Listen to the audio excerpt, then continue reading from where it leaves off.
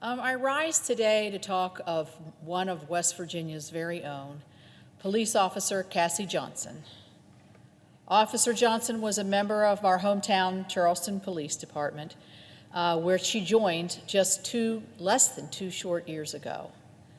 She was a devoted daughter, sister, a loyal friend, and a lover of animals. She had 3 dogs. She was formerly a humane officer as well in our community.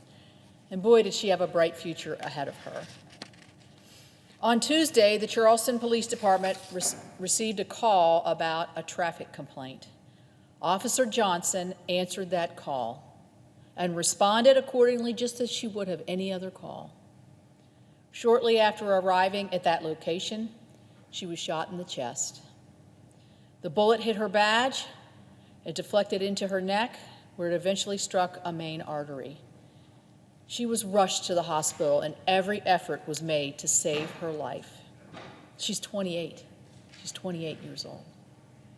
Sadly, we learned yesterday that the decision was made to remove her from life support, and she will not be able to pull through. We also learned that Officer Johnson is an organ donor, which means she'll be able to share the gift of life with others.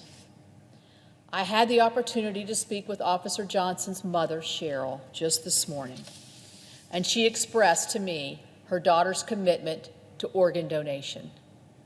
She said that her daughter felt very strongly about giving this gift to others in the event that something like this could happen, was very clear about her wishes.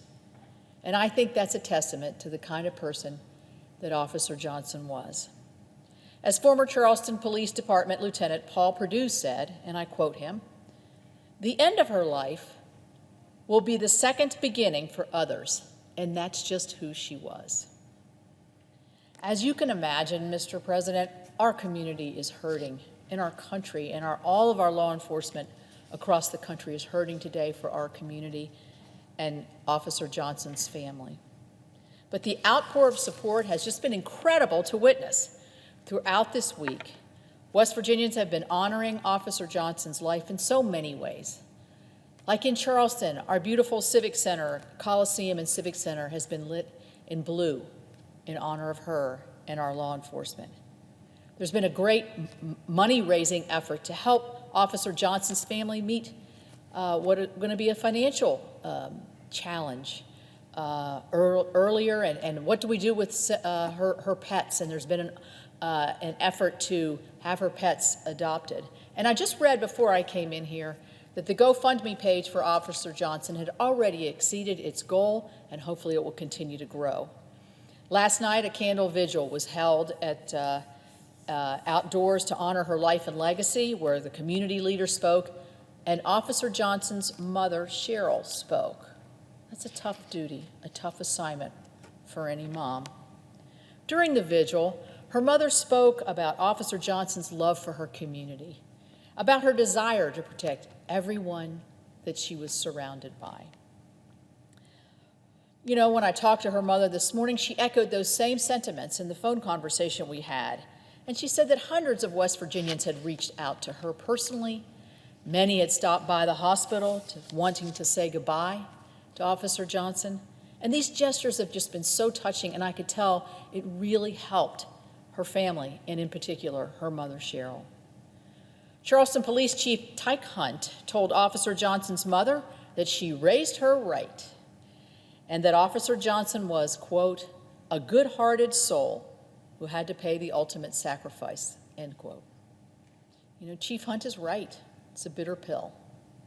In a local interview following her swearing in, Officer Johnson said, and I quote, "I am really happy to finally getting to follow my dreams and joining the Charleston Police Department."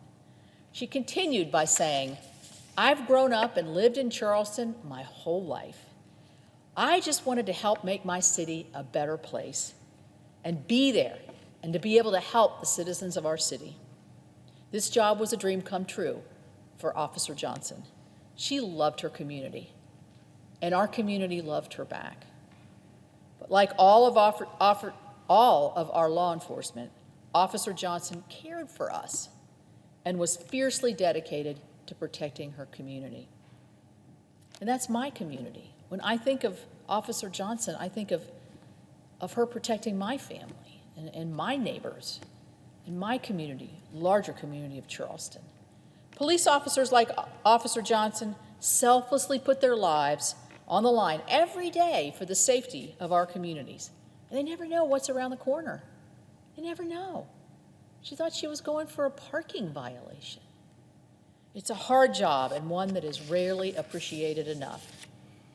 I ask if you've heard this today or if you've read about this, that we all take a minute today and every day to thank our law enforcement and recognize the sacrifices that they make to ensure that our communities are safe and protected. I'd also ask you to keep the Johnson family in your hearts and prayers.